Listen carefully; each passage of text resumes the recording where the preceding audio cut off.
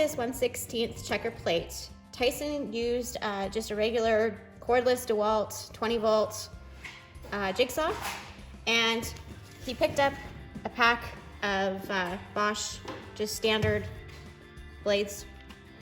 One of the things that you'll want to really consider if you're tackling a project is that with these blades, not all blades are created equal. Some jigsaws have different ends.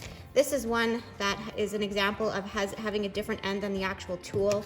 So if you're getting blades to cut this kind of material, you want to make sure that the ends match your actual tool. This one is junk.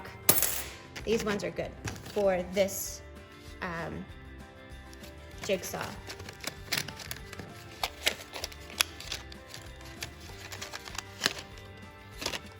My lovely assistant.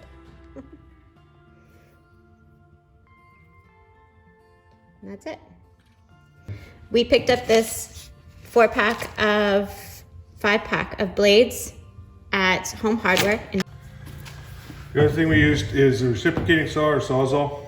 I used the Lennox blades for it. They're a little bit more money, a little bit higher quality. They seem to last longer than the cheaper ones. In a reciprocating saw or sawzall, it's a universal end on them. Pretty much any blade will fit in any one. I got mostly cordless tools, and I think that's the way to go. You're not tripping over cords and stuff like that. And the new lithium ion batteries are phenomenal.